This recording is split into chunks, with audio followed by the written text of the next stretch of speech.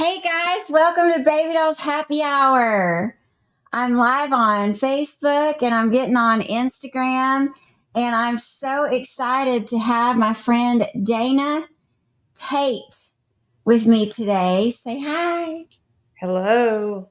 I'm So happy to be here. I'm so glad you're here, and we've been trying to do this for a long time because we both have similar stories. We are, well, I'm a recovered alcoholic. Is that how you explain it?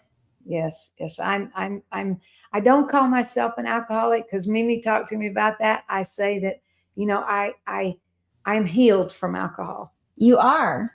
You Yes. are. And we met at Limitless Church when I started following Kim and went out there for Kim's retreat. And we hit it off right away because she got me Diet Dr. Peppers when I was in town. So, what is your position at Limitless? Because I don't know if I actually know. Yes, I am. I serve as a children's director over the children's program at Listen, I absolutely love it. I absolutely love Wow. it. And I wear a few different hats around here, but I just love being here. It's one of the best things that ever happened to me. That's wonderful. So tell me a little bit about your story, kind of what, like briefly, or like from, way up here, what happened and where you ended up and how you came to Limitless.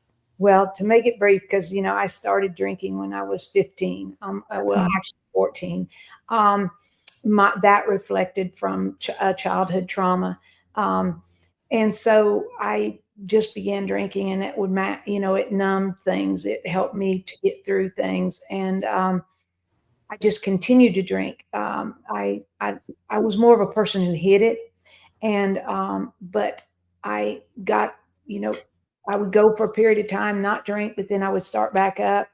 And I was someone I just couldn't have one drink. I had to get till I was intoxicated. I was not happy until I was completely intoxicated. And so I drank throughout all my life, sometimes very heavily. I kept a career. I thought I was pulling it off pretty good. I had a rule that I only drank at night. Uh, Mm, I would wake up in the morning. First thing you do, look at your phone, see who you text. You get up, see if you move furniture around, different things. I had a family, and I know that impacted my children greatly. yeah. And then I hit rock bottom, as they say. Went through a bout where I was married, and in my 30s, my husband had a traumatic brain injury in the military, and it was pretty severe, and Mm, he couldn't work. Behavior changed. Our home was very toxic, because they just sent him home with no map, and his oh my behavior gosh. extreme. And so, I just I got further and further more in my addiction. And I don't know if you're this type, but I was a type that I'd make sure that I knew I had alcohol at home. Um, I didn't know I had that alcohol at home. mhm. And if one drink was not, that was just going to make me mad. I knew that that was the case. But yeah, then I rolled along, and in my 50s, I got arrested. Um, I don't remember much of it. I just know that I was at a place that I should not have been, and I'd moved away from family. I was just was giving up on life basically, and I'd gotten really in pretty bad shape because I'd lost my job, um, and I went to jail. I was charged with DUI. I don't. I was found passed out in the car. Um, Spent some Nobody would come and get me, which I appreciate that. I didn't then. Um, and I was right before the day I was be sentenced for the judge, someone in my family came and got me out. And Wow. very scary time. And you know, although I might have wanted to stay in jail because my dad rode me around hollering and screaming at me for about an hour in the car while I just got out. But I got in, I had begun therapy before that. I crashed and burned, and my brother, who was an attorney, ordered me into a facility, but it was not a good facility. It was a state-run mental hospital, and that was horrific. I would have rather been in jail, and I spent some time in there as well. So Mm. everything. My picture was in the paper. I had a job at a church. I, had a good reputation, and I was plastered on the paper. And it was a picture of me the night I was arrested. And so I lost a lot, and I lost the respect of my family. Mm. So after I got out of the facility, do you think that would have done anything for me? No. As soon as I got home, I got, drunk again. And Mhm. one night, I was leaned against the wall in my home, intoxicated, and I come across one of Pastor Kim's videos. And that's been several years back. And I knew that I always loved God, but I thought he was so disappointed in me. And how Yeah. could he love someone like me? Mm. Um, and I watched her video, and it resonated with me. And so I wanted to know more, and I watched more videos. And so one day I drove over here to Limitless and sit on the back pew because I wanted to see if this was for real. And she vested in me. And I think the best advice she ever gave me was, Dana Tate, you stand in your own way. You got to get out of your own way. And she gave me some tough kicks, and I needed them. But she also taught me that God loved me just as I was. I Um, love that. and so, because I did not grow up in church. And so I began to turn my life around, and I put the work in, and I got really intense in therapy and healing from the childhood trauma. And I was so excited the other day. I got to call and tell her I've lost over 100 pounds. I have, you Wow. know, Over if you 100 saw me pounds. before, I feel the best I've ever been in my life. It's a day-to-day battle. There will be times that you'll get hit with things, and that thought might come in your head, but you don't want to ever go back to that life. No. As I was telling you before we got on here, I had a little relapse couple years ago, and it lasted about 2 weeks, but I was able, everyone around here loved me through it. I got back up, and that's normal to happen. But I know now what I could have lost. Alcohol is sure not worth what I have right here. And No. the people around here, they know my story, and they love me just the same. And so now I'm blessed to get to help others. So that's I'm that's so that's glad. me. That's beautiful. I didn't know you lost all that weight. Yes, yeah, I've been on a journey to get healthy. I was in pretty bad shape because of all the, Wow. when you drink from the age of 15 all the way up to in your 50s, you're going to have some health issues. And so Oh, yeah. there was And some things. are you healthy now? Oh yes, I'm get the best doctor's reports now than I've had in my entire life. So yes, Isn't that amazing? yes. I was on my deathbed with pancreatitis in 2017, and Mm, that was the worst pain. I tell people that's worse than having children. It yes. was so painful, and nothing was helping. They were Mm, giving me the max doses of every kind of pain thing. And I think we get numbed out from our drinking, and some of the pain medication doesn't even work, maybe. that's true. I'm not That is sure, true. but it felt that way. Like it wasn't even working. It was so much pain. And so, how did you get the respect of your children back? That was my toughest battle. That Yeah. was my toughest battle because they would come in at night and see me passed out, and Um, I there was a period I would, as I said before, would stop, but it didn't last long. A hurdle would come along, and that was my safety net. That was the only time I could look at myself in the mirror was when I was intoxicated.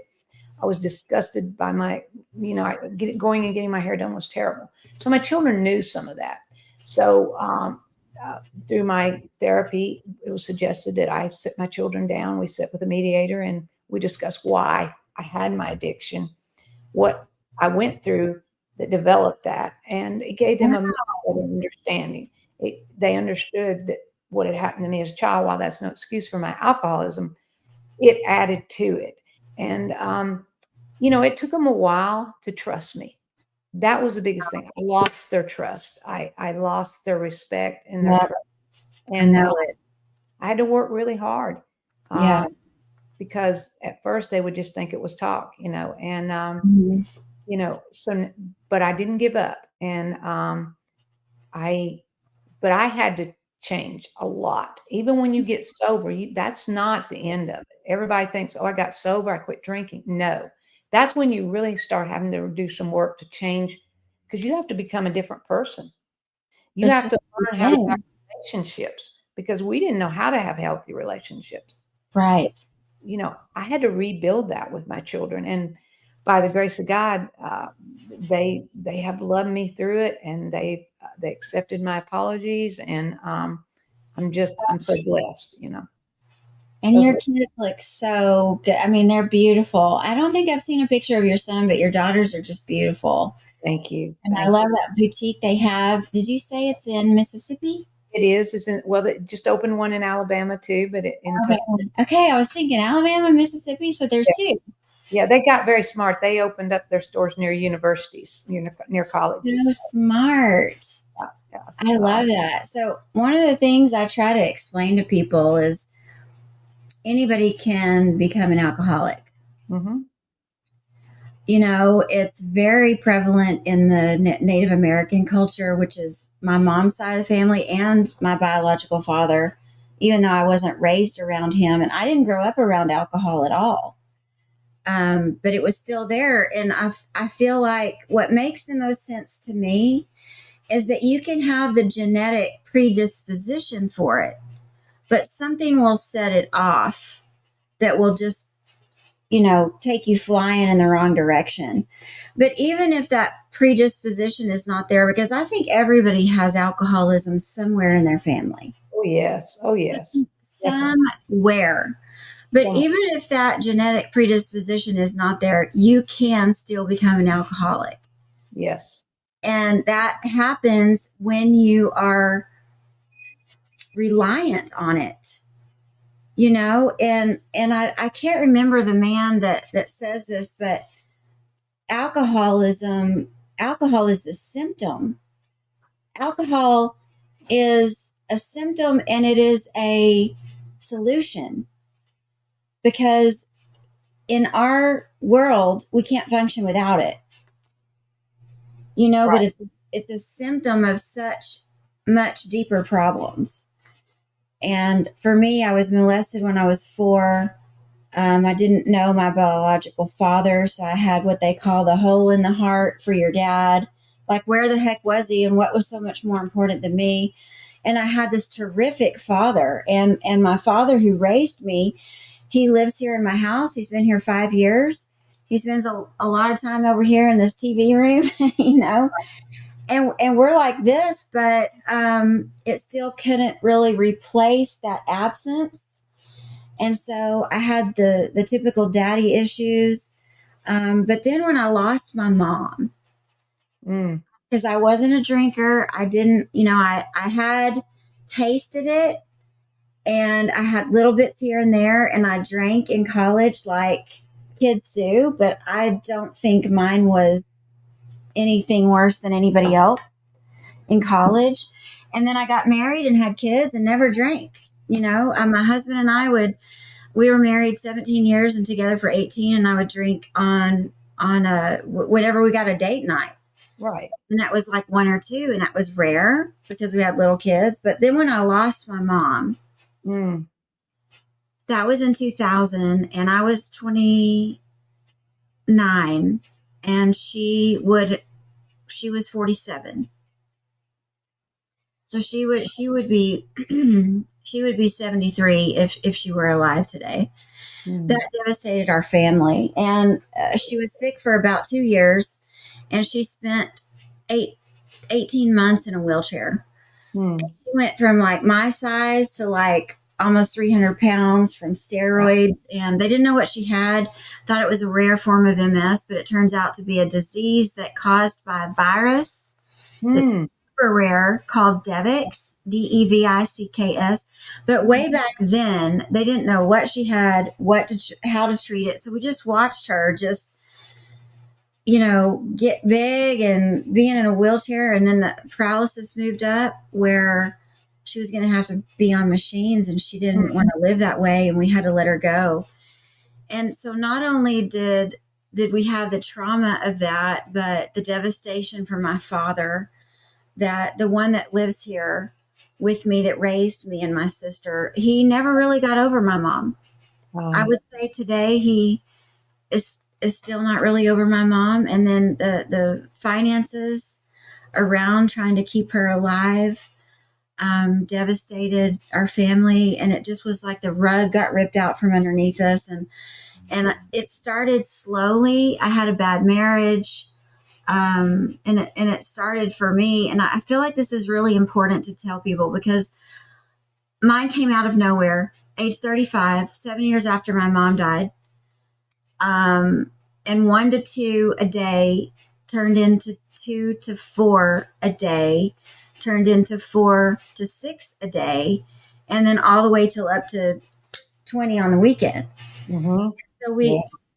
alcoholism is a progressive disease. Yes. And it's so promoted. Drinking. Mm-hmm. Drinking everywhere you go, everywhere. Now, I don't know, I'm sure you face this. You go somewhere and somebody says, you're not going to have a drink. You're not going to have a drink, and because that's just what everybody kind of thinks. And, so that's when you have to decide, you may have to change your circle some, Oh, yeah. But I'm sure that was extremely hard on you because your mother was your one parent that was secure, Yes, she never drank. My dad didn't drink. There was no drinking in my house growing up. There was no yelling. There was no fighting. And I didn't have any of the common things that people associate with an alcoholic. And so I just think it's a very interesting story because I was given I don't want to say given everything, but I was given the best chance at life. Right. And it still tried to take me out. Right. And so, yeah. And so, the alcoholism, I became an alcoholic and I had to unbecome that. So when you're starting to get sober, it's like you're a fish out of water. Yes. Because I, like you, was a very high functioning alcoholic. I still had a job. Yes. I still had my house, Mm-hmm. I had a divorce before I was an alcoholic. Okay. Mm-hmm. Now, I started drinking at the end of that marriage, but I became a full-blown alcoholic in the second marriage where there was a lot of abuse and we lost a son. And I went to jail a couple of times, and a couple of times that I went to jail, one was a PI. Mm-hmm. One was actually in my first marriage because we were broke and I didn't have any insurance in my car, and there was a warrant out for my arrest for a speeding ticket. And that was just so like embarrassing and humiliating. And oh yeah, I didn't have to spend the night that time, but I did with the PI, and I did twice, and once was in the county jail. In Collin County Jail for, I called the police on my husband who was throwing me around, and they took me to jail because I'd been drinking and I got mouthy with a cop. Oh yeah, that can happen. Yes. Because I didn't know how to deal with cops. Right. That was not in my, you had that so-called liquid courage. Your mouth can get really, and I mean, you're in the middle of a fight, and I just, so that just is, go ahead. Yeah, I so agree with you. And I don't know if you're, I think you said something very accurate. Alcohol could care less about how much money you have, your status quo, your job. It hits everyone. It affects everyone. And, alcoholism was in my family. I lost an uncle a few years back to alcoholism. My grandfather was an alcoholic. It was in our family, but, it doesn't care who it attacks. It's going to get you. And the thing that I think I found was so hard for me, I wanted to quit so bad. Yeah. And I knew I did not like who I was, but so I became the biggest people pleaser. I overdid everything. I worked myself to death to try to prove my worth because I didn't feel worthy. And so I would always pick a job where I could work myself up to and then improve, and maybe that would make someone proud of me. And but every day I would say to myself, I would get up and I would throw the alcohol away that I might have left over. I might pour it Mhm. down and I'd say, today's the day I'm going to stop. I'd look myself and I'd say, today's the day I'm going to stop. I'd get off work and I'd go right straight back to the store and I'd purchase it again. And I'd do that so many times because I just didn't know how. Well, you know what? I was scared of who I would be without alcohol. Yeah. Who would I be without alcohol? I had drank so long, and I was afraid that I wouldn't be, I couldn't function. I couldn't make it. And yeah, and the thing is people have a tendency that are not alcoholics or never had a problem with alcohol to judge us because they're like, well, why can't you just stop? That would be what people would say to me. Yeah. Why can't you just stop? Just Well, just stop. And it's no. not, it's an addiction. It is just like having a disease. It is a disease. And, you So know, what? Go ahead. no, the shame, the shame is not getting help. There's no Okay. shame at being, the shame is not getting help. Yeah, that's where I was going next, was that it gets a grip on you before you realize it. And all Mhm. of a sudden you're an alcoholic and you need it to get up in the morning. So I had the tremors. I had to drink every 3 to 4 hours. I was Mm, up in the night to drink. And then I would get up in the morning and I was like, I don't know what I have to do today, but I'd pour a double and I'd start with that. right. And then I'd have another one while I was getting dressed. And then I would have another one when I started heading to work. We were in the car business at that time. And Mhm, then I would hide it in my water bottle in my car. mhm, And then I would have it at lunch. I would have it when I got home. So, I mean, in the end, it was mhm. that bad. Yeah, in the end, it just takes, in the end, It you are takes like over. it's just like a bullet going down the barrel of a Yeah. gun. You are just, you don't care. You get to the point where you really don't care. You're Yeah. so mad at yourself. I think that was the thing. I loathed myself. One morning I woke up in a pool of blood and I had gotten severely intoxicated and fallen and hit my head and bashed my Um, head and had 14 stitches. I woke um, up that morning on the cold cement floor. Do you think that stopped me? No, it didn't. And you get to the point, and I'm sure you got there, where you just get so sick and tired of being that way. And yeah. I knew, I've lost, respect of my family. They weren't coming to see me, but who would want to? Yeah. I don't blame them. And because it takes such a hold on you. That's what I was going to say, is that it starts to spiral down, and then the shame gets a grip of you too, because the alcohol gets a grip of you before you realize it. And then Mhm. the shame will keep you down and keep you out of church, keep you away from people who could possibly help you, and keep you from admitting that you have a problem, because you get so down that you don't care if you die. Right. That's the saddest part to me about an alcoholic or an addict, is they have decided it's okay if they die. So they're over drinking because if that's how they go, they don't care. And I don't think that people that don't understand alcoholism really do that. And alcoholism is really a disease. It is Mhm. really a disease, even when you have it. It's like if you have cancer, cancer can go away. Alcoholism can go away as well, but it takes a lot of work. It does. It And the does. shame will just ruin you, and you don't feel worthy, and you feel like, what's the point? Mhm. Well, and it causes deep depression. It works on your mental state, and so you go into a big depression. So, the alcohol is certainly not going to help that, and it No, keeps you even deeper and darker. And toward when I was in such extreme addiction with it, I didn't really care whether I woke up or not. You that know, was some, some mornings I'd be mad because I woke up. it's so sad, it's so sad.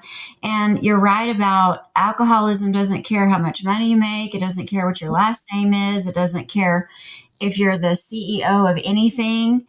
It doesn't care what your zip code is. Like, it can take out anybody.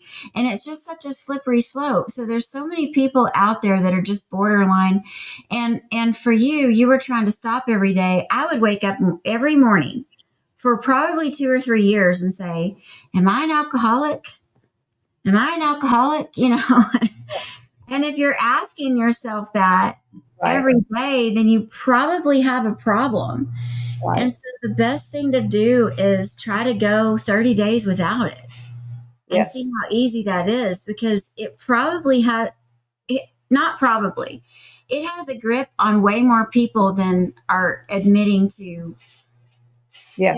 have a grip on it. Because when we were doing our fundraiser for Tomahawk Homes in April, I was researching 53.8 million people had a problem with alcohol, just alcohol, in the year of 2023. Wow. And only something like 2 or 3 million out of that 53 actually got treatment in America. But only 1.5 million of those people thought they actually had a problem. That's the thing. That is the We have thing. a problem this big, and we have this many people that think they have a problem. Right. And that's a problem.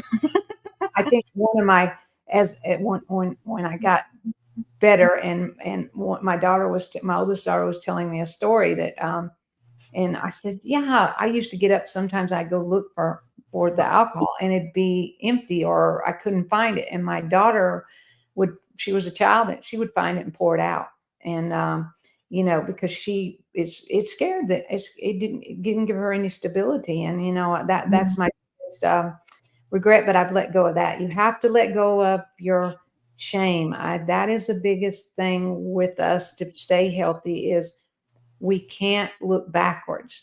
Because I don't know about you, but I did some things I just regret immensely. And so we can't, but that's God's given us for that. You know, we're okay. And once you can let go of that, you can start to really, really heal. It's kind of like an onion. You start peeling off the layers, you know? And so I think Isn't that a beautiful thing? That's why I asked if you were healthy, because it's amazing to me that we can go from being on our deathbed. Mm-hmm. And then I didn't lose as much weight as you did. I lost about 45 or 50, depending on the day. But right. I can't believe it. Sometimes I still have to think, like, pinch me. Is this really? I mean, when I first got with Darren and we got sober together, and my life started to just do a 180 in my relationships, and I had a moment where I kind of felt guilty, like I didn't deserve all the good things that were happening to me because of also, you know, if I hadn't, I mean, I did therapy, I had a therapist, I did AA, I did Celebrate Recovery. I got to a place where I was going to do everything I could do to turn it around. Mm-hmm. And I did everything. And the deliverance ministry that I went through, called Freedom, at our church here in Frisco, really helped me with that onion stuff. Yes. Yeah. And I went through it twice, and then I taught it maybe 4 or 5 times afterwards. And I learned even more when I was teaching it than going through it, because it's such a journey that we go on, you know, to heal so many different facets of our life and go forward and be able to be a strong person and feel worthy and let go of the shame and feel valuable, and to be able to help other people that's my favorite part. Yeah, I think that's beautiful, because, you know, the thing is too, that we learn to love ourselves. And I can get up now in the morning and say, you know, you're all right, you know, and it's not painful to go get my hair done or go somewhere where I have to have any attention on me, you know. And I carried the weight to a mask to make me feel more unseen. And so, you know, once you get to the point where I don't know about you, but I love waking up sober in the morning. All the time. Doesn't it feel good to feel good first thing in the morning? You don't have to, like I say, look at that phone. Who did I text last night? What did I say? All So right, get Darren, up. The couch would be moved over across the other side of the room. I'd moved the furniture around or something and didn't remember any of it. So it's oh yeah. wonderful. Oh my goodness. Yes. The nightmare mornings. Darren used to go to the bar and say, "What's my tab and who do I have to apologize to?" That's the truth. Yeah. Yeah. But I Yeah. want people to have hope. Anybody can become an alcoholic. It can take out anyone. Hmm. Um, and you don't know who it's going to be in your family. So I Right. really don't like drinking around kids and grandkids because you don't know what the message is that you're sending to your kids, and you don't know who it's going to be. Hmm. You Hmm. know what I mean? Exactly. Yes. But we Well, can recover. And one of the things that I say when I'm helping families is that you can't put logic into a situation that's not logical. So like it's not logical to be an alcoholic. right. It's not logical to be an addict. Right. And so you're never Yes. going to be able to make sense of it. Hmm. You know what I You mean? You never. can't And you can't put logic into it. It's not logical. So you can't use logic with your child, your husband, your wife. It's not logical, but it's a disease. yes, it is. And I think, the biggest thing is you don't have to do this alone. You need a support system. You Mhm. need, there are so many things out there that you can reach out to. And, you know, and you'd be surprised. A lot of times the person standing next to you has gone through that too. You don't realize it. And, because we don't certainly, you and I don't look like our past. No, You know, praise the Lord. yeah, yeah. And so, I know you, I just am so proud of you, what you're doing to help others. I think that's the most beautiful thing is you are going back and picking up others. And that's amazing. Thank Amazing. you. I just got to a place in my life, Dana, and this may have happened to you too, where I just couldn't keep my mouth shut anymore. Yeah. In the beginning, when I was getting sober, I didn't feel like I deserved to have a good life because I Right. felt like I'd ruined two marriages and my kids' lives and everybody around me. I blew up everything. It's like lighting a match every room I went into. Hmm. But then eventually, I couldn't keep it to myself. Right. Just Yes. wanted to go and tell everybody, and I want them to know that you can lay down the shame like one time and Hmm. pick it up again, and Hmm. you pick up feeling worthy and pick up feeling valuable. And I had this little kind of a mantra that I said to myself because at our church, like at any church, they taught you that your words are powerful. Hmm. What you Yes. say about yourself or into a situation is powerful. So I wrote down everything that was terrible in my life. I was not healthy. I was Hmm. overweight. I was all these things and I was so unhappy. And then I wrote on the second side of the page, like everything that was the opposite of that. And so I tore off the other side with all the terrible stuff. And I took that piece of paper and I carried it around in my car every day until I had that memorized. I'm happy, healthy, fit, fun, fabulous, beautiful, valuable, worthy, and loved. I And I love that. claimed it. I love it. And Yeah. that carried me through, but the hard part, the hardest part was not letting go of the alcohol because that does feel like you're letting go of your best friend. Oh It, yeah. Oh, your lifeline. Your lifeline. yeah, it's Yeah, your like lifeline. I was convinced could not make it without alcohol. So that was my best friend. That was my security blanket. It was my everything. I When mean, it was our body starts to just really crave it too. Our body is so used to it, it craves it. so. I mean, that was hard for a couple of weeks and a couple of months. But the damage that I did to my family was definitely the hardest part. Oh boy, that was the toughest one for me. You know, us being mothers, Mhm. that is something that, is so hard, is because we So hard. think what the impact that had on our children. And we're both so blessed that our children have loved us through it, both very Yes. Yeah. And I had a girl come through the house about a month ago that relapsed, and she needed a lot more treatment and a lot more therapy before she could come into my house. She wasn't really ready for me. So my perfect client, I guess, or lady that I want to work with has already been a detox and has already been to a treatment center, or they're coming out of jail, or they're escaping from abuse is fine too. And I have one of each right now. Right. And so then we can begin to stabilize them and place them back into the world and get them on their feet and get them jobs and help them, save for cars and things like that. But this one lady that relapsed, and I'm just watching her, and I am Mm. remembering where I was, Yes. and just how crazy I acted. Yes. Yes. Crazy. We thought we had it under control. I thought no one knew. I didn't think anyone knew the depths of my addiction. I thought I had it Oh, well hidden, you yeah, know. me Uh, too. I just thought I was just great at it, and I Yep. realize now looking back, I was not. I was just not, you know.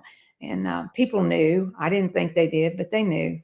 And Yes, you know, totally. Oh, yeah. Everybody knows. And we think we have it all under control, and we think it's not a problem. It's right. not a problem at all. And we get agitated if anyone talks about it when Oh, we're in yeah. the midst of it. It don't talk. Very Yeah. sensitive, very defensive. Yes. And it just gets such a grip because it's a physical addiction, it's a Mhm. mental addiction, Mhm. it's an emotional addiction. So, like, you have to heal yourself spiritually, mentally, physically, and emotionally. And you got to heal all those pieces Right. because it's like part of you and it's like ripping something out of you. And it was amazing to me because I started first getting sober in 2013, Mhm. and I went to a treatment center and I was sober 9 months. But 6 months into that, Montana died.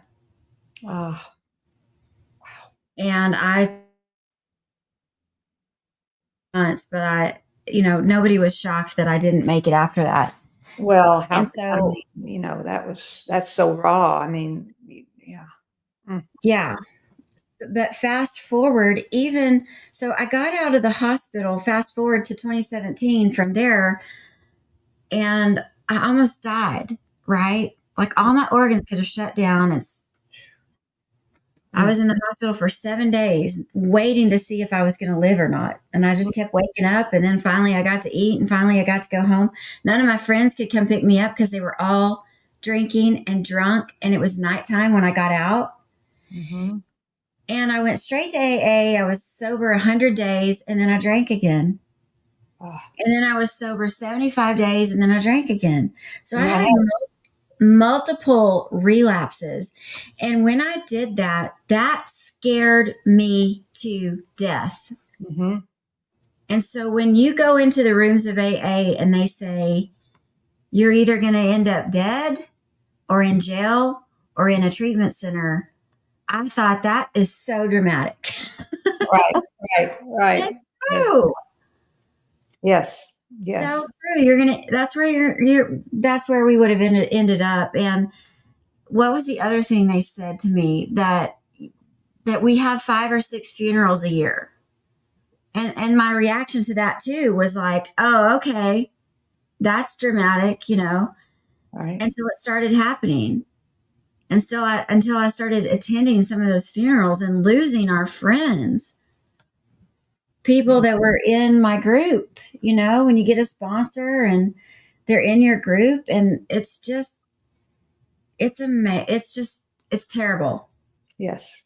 I think with me, my biggest thing that if I could have had one hope, it would have been that my parents could have seen me be sober and could have seen me be healthy, not only with alcohol, but I always struggled. I struggled all my life because of I didn't get the healing I needed, and I struggled all my life in different aspects.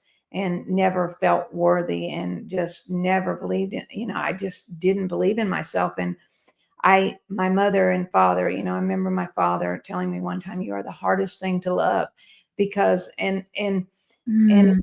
I would always give people a side hug. I was not going to give you a front hug because I couldn't let you get in there, and find out how broken I was. And I wish that my parents could have. My mother died younger, cancer, and then my father died before I Mm. got sober. So I wish they could have. My father, he died shortly after I got in jail, and he didn't get to see that. But I know that They you know know. yes, and I broke the generational curse a little bit, and um, it's just I want to share with anybody who is relapsed. Don't give up on yourself. That's nothing that happens a lot. You and I talked about that. That's a normal thing. If you do relapse, don't be afraid to get back up, you know, Yeah, because you can do it. It can be done. It can. it can be done and you can do it. It's so true. What do you think? How do your kids handle drinking and using? Are they scared? My oldest daughter is. She's not a big. She might have some wine occasionally, but she knew what it did in the family, Yeah, and she never wants that to come. So her and her husband, they don't live that kind of lifestyle. And all my children, they saw the devastation it caused, yeah, and I, you know, I think that had a big impact in them in their life. That yeah, they for want sure. to, Mine too. yeah, Yeah, because mine too.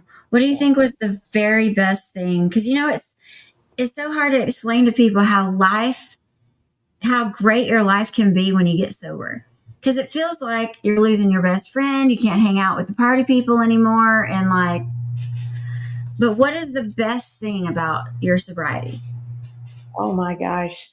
Learning that God loves me, learning his about him and his love, that to me is how this has brought me into such a beautiful relationship with God. And I know there's people that heal without it, but I believe that's a big impact on your healing is Yes. I was running from him because I just was so ashamed. And I had a therapist one time say, it's like you act like you got to have your drawers. You're going to have company and you clean up your house, you clean everything up. You act like you have to have that all together before you allow God in your heart. And, he loves me right there while I'm sitting there drinking. He loves me. He wants me to stop, but he loves me. And so that getting up every day and feeling that spirit of that love and I think the biggest impact me that helped me in that area is one time, it's been a while back, that Pastor Kim asked me to come, another woman who was former alcoholic, to come on stage and talk about our alcoholism. You that day. And I panicked and I called her. I said, I can't do this. I don't know I can't quote anything out of the Bible right now. I don't know. She said, I could care less about you being able to get up there and quote scripture. I want you to talk about life and how God has changed your life. And Yes. you'll grow in those areas. She said, you'll soak all that in. And I have. And so, Yes. you know what? I guess the biggest thing I could say is joy, happiness, Yes. peace. Even when hurdles come, I don't have to get intoxicated. I can say, No, okay, I need your help right now. And he's he's better than any liquor store there ever was. 100%. I am the same. I mean, the joy of the Lord is my strength, and the peace that surpasses all understanding are things I always want. Mhm. And I think that's the best part too, because so much happens. You can win back some people, some you can't. Right. Some But you let go. Some you needed to let go. They didn't want you to win. yeah, but the closeness that I have found, because I always knew God and I always called myself a Christian, but I didn't really know Jesus Mhm. until after I got sober. And I wasn't a drinker all my life, and I didn't grow up in church, but it was when I went through that series of deliverance that I really understood like how to pray, what it means to pray, and not just asking for stuff like Kim says, genie in a bottle, Yeah. but having a relationship. And just picturing him sitting next to me on the couch in the living room, and like how would that feel and what would I say? You know what I mean? Yes. Well, I mean, I, for one, since knowing you, have just blossomed. I mean, you look back at just a period of time, what you've accomplished, and how even your face, you just see you glow, Yeah. and you it oozes out of you, and you're sharing it with people, and I'm so proud of you because you've Thank taken what you. happened to you and you've turned it around, and now you're able to. I know you have impact on others, but Thank it's you. it's just amazing to watch how you've transformed. Thank you. That is all God and Jesus and Kim. Man, Kim is powerful. Yes. Well, you Yeah. know what? She doesn't she doesn't coddle you. No, We don't need to be coddled. I- no. We need to be kicked in the butt. You Yes. know, we need to. We need to know that, hey, I'm I'm not going to let you go down the rabbit hole. Now, if you want to get in there yourself, okay. But if you're going to stand with me, you're going to have to do some things to get better. And I think Yeah. that's the thing and she's been through a lot, what we've been through. And so Yeah. she knows. So I think yeah, she's had a big impact on my healing. That's for sure. Oh yeah. I'll never forget when she came to our church in 2019 and I was still sick. I could Mm, barely get through the function, but I was kind of researching her because I knew she was coming to the church, and I was like, "Who is this crazy lady? I love it." I And know then it. she came, and then I had to go get in bed. I couldn't even stand in line to meet Mm, her. And so mm. when I met her finally at y'all's church in Atlanta last January, because it feels like it was 5 years ago, but it was only last January. I Uh-huh. lost it. I mean, I just lost it because such a powerful person, Yeah, such she's a real. She's boss, real. but Yeah. so loving at the same time. Hmm. It's beautiful, it's wonderful. And I was so glad to have somebody who is doing it, you know, Hmm. somebody that you can follow. Yeah, and then my blessing was getting to join this team here in the church. They have, the team I work with, they have helped me to grow so much. They each have special gifts that they put in my life. And so, I pinch myself sometimes where my life's at right now. So yeah, Yes, I love Limitless. I love y'all. I love Valerie and Carla and everybody out yeah, there. It's like my home away from home. that's right. Val broke my people pleasing skills. She got me fixed on that one.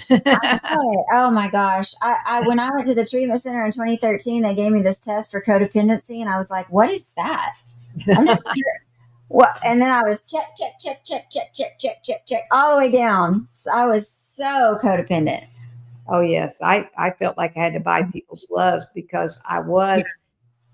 I knew what I was doing, and so I thought I had to buy people's love that they would want to stay in my life, and it's been Oh, I so was totally not that way. not to do that Isn't anymore. that that's such freedom to not feel that way and to Yes, have joy.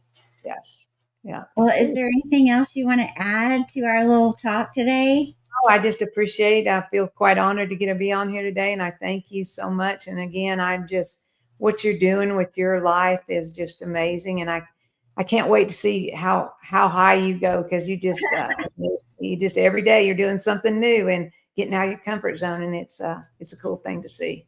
Thank you so much. I appreciate you being on here and thank you for wanting to be a part of this and be on here. Thank you for sharing your story. Sure, Thank thank you you. for always making sure I got Diet Dr. Peppers. That's right. I'll always make sure when you're here.